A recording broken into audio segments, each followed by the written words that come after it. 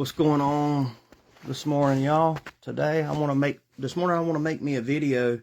I've had this idea for a few weeks now, and so today I made a video a few weeks ago about Hulk Hogan, and this is kind of similar to the other video, but this is about intolerance specifically. You know, the secular world accuses Christians of being intolerant, and you know, so many people in the world believe and identify Christians as being like this hateful, intolerant group of people. So many people believe that. And you know, I used to be an atheist myself, and I used to believe, kind of believe the same thing. Now I'm a Christian. That's why I'm so passionate now about talking about these issues, because it's really not true. I'm not saying that there's not some Christians that's not judgmental sometimes, but you don't judge a religion by its heretics. You judge it by its teachings and its doctrine.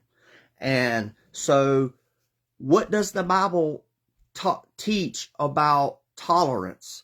So the Bible does not promote a theocracy. It does not promote a system of government that's run by God, like in the Old Testament. That's not the New Testament. When Jesus came, and all the teachings for the future generations for the world does not promote a theocracy. Jesus says, "My kingdom is not of this world." He made it plain that Christianity is not a political system imposed on the rest of the world. We are called to preach the gospel. Jesus sent his disciples out 2 by 2. He says that if anyone will not welcome you, then you are to knock the dirt, and will not listen to you. You knock the dirt off your feet and leave that town. You don't force it on anyone. You knock the dirt off of your feet. The disciples wanted to call down fire from heaven when the Samaritans did not welcome them. They wanted to call down fire from heaven. Jesus rebuked his disciples. It's not a message of force. Jesus said, "I stand at the door and knock," in Revelation. I think chapter 3, "I stand at the door and knock. And if anyone opens the door, I will come in and sit down and eat with that person." He did not say, "I stand at the door and I will kick it in if you don't open." The prodigal son, the parable of the prodigal son, the kid that was discontent and left home, he was allowed to leave. He wasn't forced to stay. His father didn't tie him up. Paul says in 1 Corinthians, I think it's chapter 5, that what business is it of mine to judge those outside of the church? God will judge them. We're to judge those inside of the church. So Paul draws a line between the church and the world. We do not impose church morals on unbelievers. We don't tell people that they can't. This is an example, and we don't tell people like that they cannot be homosexuals. For example, this is just an example. We don't tell them that they can't be that. We don't tell them how to live their life. We just believe, we have a moral conviction that that's wrong. And it's not that we hate them or we want to condemn them, but we just have a moral conviction that in our heart that homosexuality is wrong. Just like there's a lot of other things that's wrong that we believe in. It's not we pick on homosexuals. You still love them like any other person. But just say, like, if somebody was on drugs, you would say that was wrong. Or if somebody's cheating on their spouse, that's wrong. It's not about hating on the person. It's just about having a moral conviction of morality. But so they would say that, like, we're intolerant because we believe that homosexuality is immoral. But the secular world would say that pedophilia is immoral. So we could make the argument, does that mean that you're intolerant of pedophiles? Because what it is we both have, we have moral convictions of things that we think is wrong, and things that we think that shouldn't be allowed or taught in our society as morally okay. So when they have moral convictions about things that's wrong, and the secular world has a lot of moral convictions about things that they think are wrong, why are they not considered intolerant? Just because we have a moral conviction about, say, for example, homosexuality, why does that make us intolerant? What does the word intolerant mean? Let me go ahead and establish that. What is tolerance? Tolerance does not mean to agree. Tolerance means to respectfully disagree, and while still loving and respecting the person that has a different view. To be intolerant means is that you disagree with someone and you try to silence or coerce or punish them for their belief. That's what intolerance means. It doesn't mean that you have a different view, that you disagree. It means that you try to silence, coerce by using threats or punishment. That's what intolerance is. And I'm going to show you that it's not the Christians that are intolerant. It is the secular world that's intolerant. So they would say, they would make a claim to us, say, you're intolerant for not affirming same-sex relationships. And I would say, well, do you support adultery, polygamy, marrying your sibling? Do you support those things? It's just like I just said, everyone draws a moral line, just not in the same place. They would make the claim, you're hateful for opposing abortion. It's a woman's body. And I would respond, you oppose people who abuse animals. Does that make you hateful toward hunters or meat eaters? The point is, the seculars have moral outrage over animals being mistreated and like factory farming. But they call our moral outrage hateful because it's the same principle. It's valuing life. They value the life of an animal, and they think they're this great virtuous person for fighting for the rights of animals. But when we fight for the rights of human beings, we're labeled as hateful and intolerant. What's more valuable, a human life or an animal? A chicken or a human being? But when they do it, they're virtuous. And that makes them feel good. But when we try to protect human life, we're this evil, intolerant, fascist person. They would say it's abusive to teach your child biblical gender. So first of all, I would say gender. What does gender mean? If gender doesn't mean sex, then the word gender is absolutely useless, because there's only male and female in the world. And so to say that somebody gender is like what somebody feels like, well, that doesn't mean anything, because we're talking about scientific facts. Just because you feel like you're a boy or a girl, or you feel like you're a frog or a chicken, that doesn't have anything to do with reality and scientific terms. They say, so it's abusive for us to say that there's just male and female and that's it. There's no other option. So my response would be, isn't it abusive to chemically alter a child's body or push irreversible surgeries before they can legally vote? That's the real harm. Not speaking a scientific fact like there's only two genders, male and female. I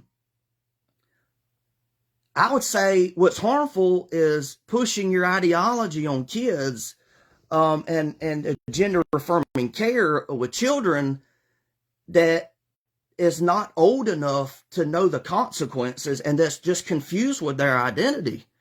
There's some as young as 8 years old that receive puberty blockers that interrupt God's design. Girls as young as 15 have had their breasts surgically removed. Some young people have received hormone therapy with permanent effects. such as deepened voices, infertility, and permanent bodily changes. They're not old enough to vote. They're not old enough to buy a pack of cigarettes. They're not old enough to buy alcohol. They're not old enough to have sex because they're not mature enough for these things to know the consequences. But yet an 8-year-old can get puberty blockers, and you're saying that it's harmful to speak a scientific fact that there's only a male and female, but yet the secular world does all these things to children. This one girl, Chloe Cole, began the process at age 13. By 15, she had a double mastectomy. Later, she detransitioned, and she now warns others about the irreversible harm that she experienced. She was young. She was not mature enough to know what she was doing. All this was being pushed on her. And they want to say that it's harmful and hateful to just speak a scientific fact that there's only male and female.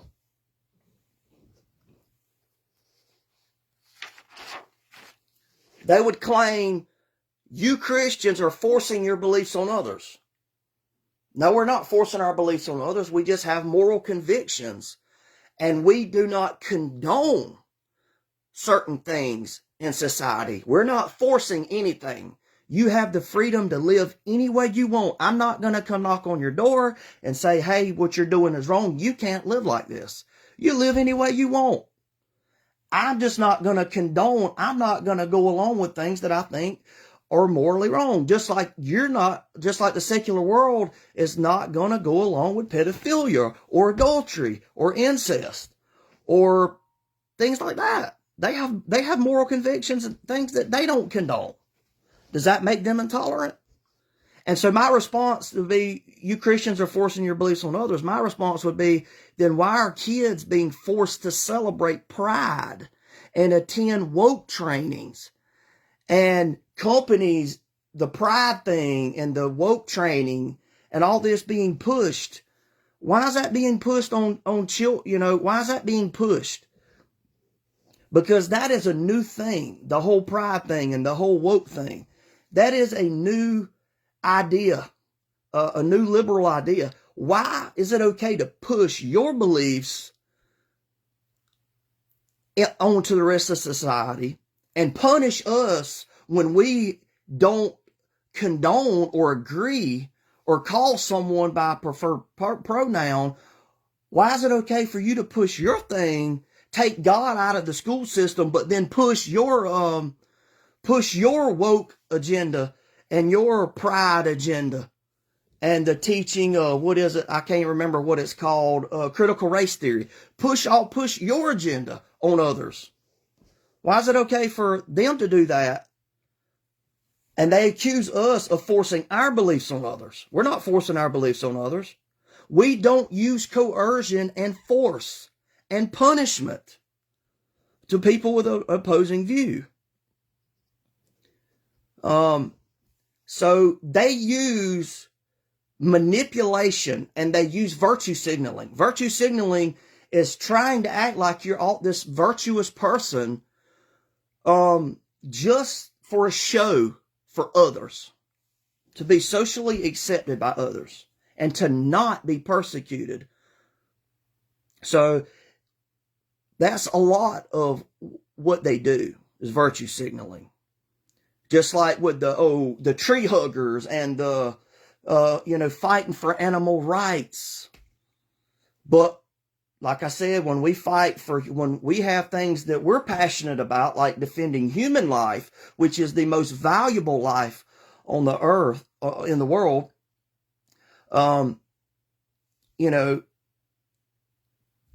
it's wrong. So they use virtue signaling. And what they do, they use something called a straw man fallacy. It's when someone distorts or oversimplifies your position to make it easier to attack. And that's what they use. That's part of the manipulation the secular world uses against Christians. So like, if we're pro-life, they'll say, you're anti-woman. If you believe in biblical marriage, oh, you're a bigot. If you don't affirm every identity, you're hateful. So, because you could say, I'm pro-life because I believe an unborn child has value. And they will respond, oh, so you just want to control women's bodies. You see the argument? See how they're creating a straw man, and then they're attacking that straw man, which is not our position. And so they're engaging not in our actual argument, but a twisted version of it. So let's do that to them. Their real position would be a woman has the right to bodily autonomy and should be able to choose abortion. So let's straw man their argument. Oh, so you support abortion because you hate babies and you want to kill innocent children. See, that's us straw manning their argument. They're not saying anything about that they hate babies, that they want to kill children. Their argument is just that a woman has the right to bodily autonomy and they should be able to choose. But we can just straw man their argument and say, oh, you just hate babies and you want to kill innocent children. It's not fair, is it? Or their real position would be animals shouldn't be mistreated or killed for food. We can straw man that argument and say, oh, so you care more about chickens than human babies. Or you just want us to all starve so cows can live happy. See, that's not their argument at all. But we can twist it and we can straw man it, and then we can attack it and make it seem like that's what their argument is, even though it's not. Or they could say polygamy and incest are harmful and should not be legal. They could be against polygamy and incest. And we could say, why are you such a bigot? Why do you want to stop people from loving who they love? You're just imposing your morality on others. If it's consensual, what's the problem? You're anti-love and you hate freedom. We could just straw man their argument like they do us. And like I said before, intolerance is not just disagreeing, but it's hating the other person, and it's using coercion and punishment and to silence them. That's what the true definition of intolerance is. This is how the secular world imposes their intolerance. They enforce laws, and there's laws enforcing Christians to use preferred pronouns or face punishment. It's a law. It's showing right here, Canada C-16 law. There's teachers that have been fired for refusing to use students' preferred pronouns. So if you don't say what the government tells you, you're penalized, even if it violates your belief. Christian adoption agencies are forced to place children in same-sex couples or be shut down. And it has examples of Catholic charities in Massachusetts and Philadelphia. So the governments, even though they know Christians, they have their biblical view of what a family is, a man and a woman. Those adoption agencies are forced to put children in homes with same-sex couples, or they will shut them down. There's companies that require employees to wear pride symbols or to attend diversity trainings that affirm anti-Christian values or risk being fired. There are certain colleges that Chick-fil-A is banned from for its Christian views. There's a movie called Expelled by Ben Stein, and it talks about people, professors being fired or being pressured to resign from their jobs because they have a different view. Like Richard Steinberg, he just mentions that intelligent design as a possible explanation for life. All of his peers turned on him and shunned him, and he was forced to resign. Caroline Crocker just mentioned the word intelligent design. She wasn't advocating for it. She just mentioned it in her class, and she was fired. There's laws in some countries that label Christian teachings as hate speech, and they ban people from reading the Bible. So they say, so intolerance, that's an example of intolerance. You don't just disagree, you're forcing people to adhere to your beliefs. You're forcing people to participate in this madness of all these different genders and using preferred pronouns. You're forcing people into supporting homosexuality that you have a moral conviction against. They're forcing people to do that. That's what the definition of intolerance is. It's silencing, punishing, and using coercion against people who disagree with you. Christians do not do that. We preach the gospel. We try to tell, we stand by our moral convictions, but we do not use a theocratic system and with the government and force people into a certain lifestyle and force people to adhere to our way of thinking. So that, this modern secular world says that, they don't believe in God. So they say that truth is subjective. You have your truth. I have my truth. And they'll say morality is subjective, that things you think are immoral isn't not necessarily immoral for me. So they have no ground to stand on once you eliminate God. Morality and truth become subjective. But yet they go around and act like that truth is objective. They act like morality is objective while at the same time saying that it's just opinion. And by the way, if you don't know, objective means that something is true regardless of human opinion. So they will say that, and subjective means that it's just opinion, that it changes. It just depends on the subject.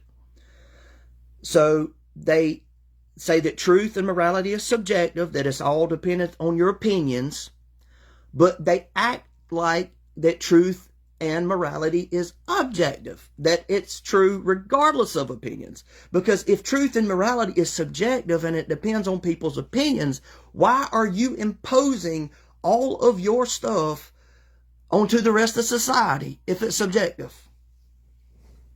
We're being accused of doing that, but it's them the one that's doing it. So their standard of morality basically is if it's consensual and it doesn't harm anybody, then it's morally acceptable. Since they don't have God or an objective morality to stand on for morality, this is their standard. If it's consensual and it makes you happy and it doesn't harm others, then it's morally acceptable. Okay, so what about incest between consenting adults? If a brother and a sister, according to your standard of their standard of morality, if a brother and sister want to get married and it's consensual and it's not harming anybody, why is that morally wrong according to their standard? What about polygamy if it's consensual? If a man wants to have numerous wives and it's all consensual, how is that immoral? What about consensual cannibalism? And yes, this has happened. When people were stranded or whatever, somebody gave consent that if they died, they could eat their body so they could survive. They're given permission. It's not harming them because they're dead. Is that moral? What about an adult and child friendship? A 40-year-old man and a 10-year-old girl. And if it's consensual and it's not harming anybody, is that okay? Now, I think we would look at it like that's inappropriate. In most cases, like adultery. What if the person's spouse has dementia and they'll never know? And so why is it immoral for them to have sex with somebody else since their spouse has dementia and won't never know about it? What about people using drugs at home? My body, my choice. It's consensual and it's not harming anybody else. And if you use the argument that it's harming them, well, what about smoking cigarettes and eating food unhealthy food. That's technically harming that person. So are you going to say it's immoral to smoke cigarettes and eat unhealthy food? So you can't really use the argument that it's hurting themselves. So it's not hurting anybody else, and it's consensual. So is using drugs at home immoral? Is it wrong? What about pornography? It's two parties, the people that make the pornography videos. They're consenting, the man and the female, the man and the woman, or whoever's in it. They're consenting for others to be able to watch them engage in those sexual activities for their own pleasure. If it's consensual and it's not hurting anybody else, why is that immoral? You could not condemn pornography under that moral framework. And what about bestiality? You know, they refer to us as apes. They say that we're basically just apes. Some Professor P.C. Meyer says that we're fish. So they refer to us as apes. So why is it wrong if it's consensual and it doesn't hurt anyone for bestiality? What about like a monkey or an ape that is consensual? They act perverted sometimes. Why is it wrong for a person to engage in sexual activity with them if it's consensual and it doesn't hurt anybody else? That's their moral framework right there. These things, you know that these things are wrong.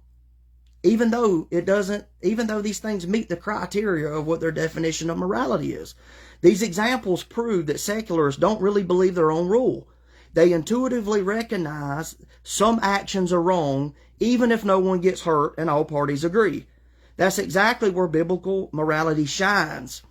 It doesn't rely on shallow rules like harm or consent alone. It reflects a higher moral law rooted in God's character, which includes purity, truth, covenant, self-sacrifice, and human dignity.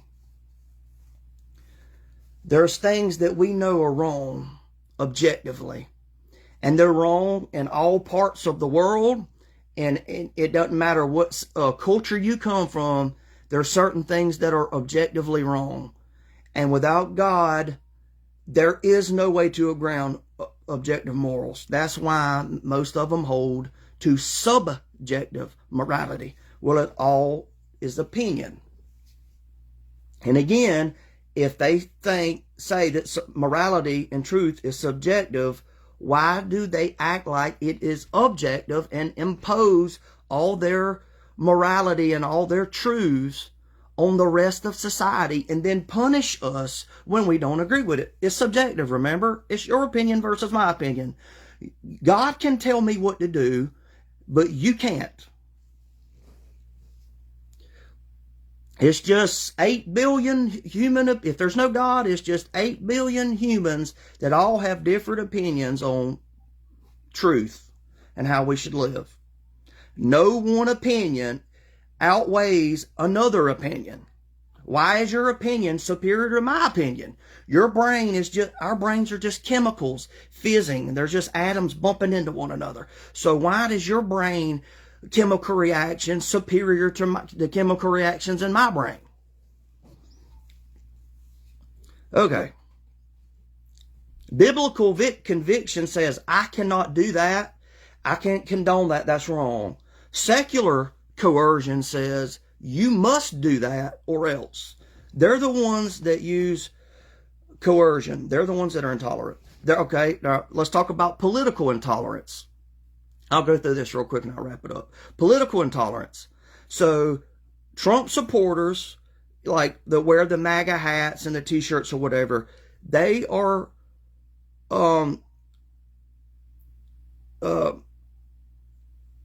attacked. I can't think of the word. They're shunned by the... So let me give some examples. So at the Red Hen restaurant, and this happened in 2018, the White House press secretary Sarah Huckabee Sanders was asked to leave the restaurant because she worked for President Trump. At Whataburger in San Antonio, Texas in 2018, a teenager wearing a MAGA hat was physically attacked by an adult man who threw a drink in his face and took his hat.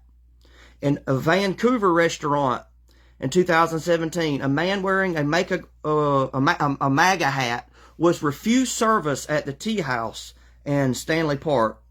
The manager claimed it was offensive and against their moral beliefs. A New York bar in 2019, a man named Greg Piatek was kicked out of the bar for wearing a MAGA hat. He filed a lawsuit claiming religious discrimination. The judge dismissed the case, stating political beliefs are not protected in the same way as religion. Burger IM in 2019, a customer wearing a MAGA hat was allegedly told, "We don't serve racists here," and asked to leave. There's all kind of incidents you'll see where Trump supporters and conservatives are like kicked out of restaurants and refused service and attacked by people. That's called intolerance. I looked on ChatGPT cases that were flipped around, that Democrats that were, treated like this.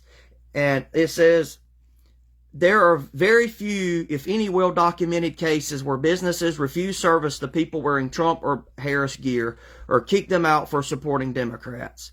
Compared to incidents involving MAGA or Trump gear, such cases are extremely rare, and there's no widely reported or high-profile examples that mirror the type of discrimination Trump supporters have faced. It says, what we don't see, this is just ChatGPT, no equivalent to the red hen Sarah Huckabee Sanders situation, but for the Biden-Harris official. Excuse me. No viral videos of people being assaulted or thrown out of a business for wearing a Biden or Kamala Harris shirt or hat. No major lawsuits, news stories, or viral controversies where Biden supporters were kicked out of coffee shops, fast food restaurants, or bars simply for wearing Democratic political gear. They're the intolerant ones. The secularists are also intolerant of others with a bad past. I seen a video a while ago of Chris Rock, and it reminded me to do this video. Chris Rock, Will Smith slapping Chris Rock. This is what secular culture does. If you do anything, if you say a racial slur, you say anything that's homophobic, you make any comments on gender or race, you don't adhere to the preferred pronouns, you are crucified. You're shunned. You're hated for the rest of your life. There's never any chance of any reconciliation, never any chance of any forgiveness, ever. It don't matter if you apologize or not. They will hate you and never offer forgiveness or reconciliation. Will Smith made one mistake. A man was making jokes that he thought was about his wife that he thought were over the line and inappropriate, and he made a mistake. He got in his flesh. He let his pride get the best of him. He thought at the time he was defending his wife's honor.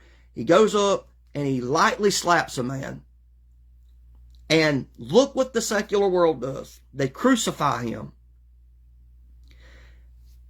And he will never get any chance of reconciliation or forgiveness, because that's intolerance.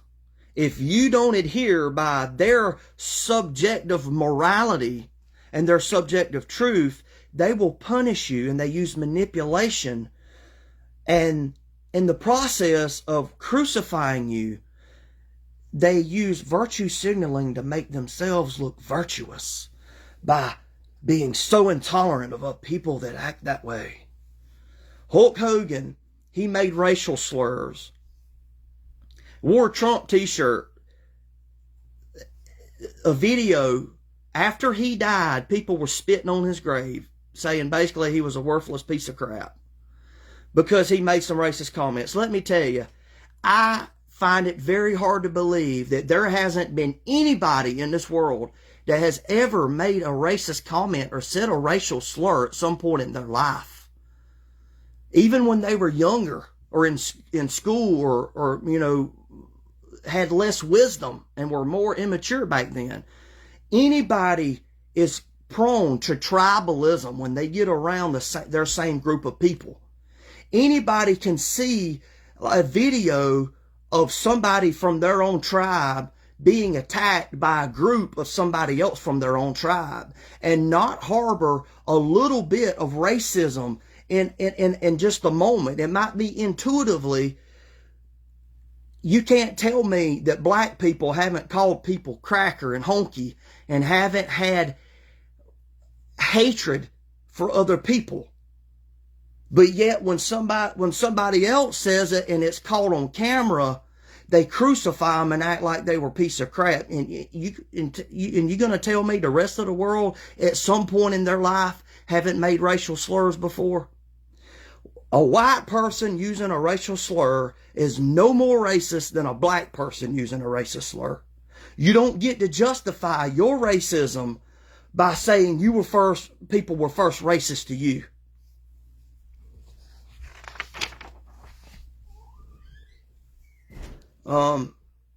If someone hates another person because they believe that person is hateful, then ironically they're adopting the same mindset that they claim to be against, judging and responding with hatred based on identity or perceived belief. So that doesn't mean racism and hate are morally equivalent in all cases, but the principle is still the same. If you respond to hate with hate, you're perpetuating the very cycle you claim to oppose. As Martin Luther King Jr. said, hate cannot drive out hate. Only love can do that. So the biggest difference is between Christians and secularists. The secularists only love and tolerate those who share the same view as them. And they never forgive anyone who has a different view. Christians love everyone, or that's what the Bible teaches. Like I said, you can't judge a religion by its heretics. You judge it by its teachings.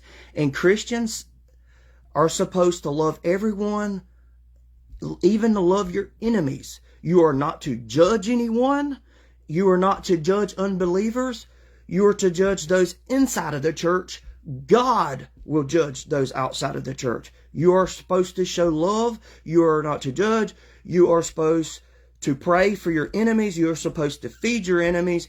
You are supposed to forgive people. If you want God to forgive you, Jesus gives an illustration of that with the parable of the unmerciful servant. If you want God to forgive you, you have to forgive others. And it don't matter how many times they sin against you, you forgive them. You do not let any unwholesome talk, this is Ephesians 4:29-32, do not let any unwholesome talk come out of your mouths, but only what is helpful for building others up. Get rid of all bitterness, rage and anger, brawling, slander, along with every form of malice. Be kind and compassionate to one another, forgiving each other just as in Christ God forgave you. So what is intolerance? Let's get back to that. Intolerance doesn't mean just disagreeing with somebody and respectfully disagreeing. Intolerance means to disagree, to hate the person, and to try to silence, use coercion, which is force or threats, and punishment against the person to force them to adhere to your worldview. It's not the Christians who are intolerant. We just simply disagree, and we have our own moral convictions. We disagree, and we do not condone, and we're not going to play along with it because it's against our beliefs, but we are not forcing you to do anything. If you want to be a homosexual, or if you want to be a different gender or whatever, that's fine. We're not imposing we're not imposing laws on that. We're not making people live a certain way. We're just not condoning it.